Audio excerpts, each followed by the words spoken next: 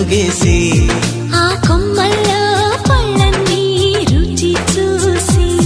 ఆ పళ్ళల్లో మైకంతో మోహం కమ్మేసి చలిగా గిలిగా తొలిగా త్వరగా అటుగా ఇటుగా మరి నువ్వే నాకు ముద్దిస్తావని తడివేదాలు ముద్దిస్తావని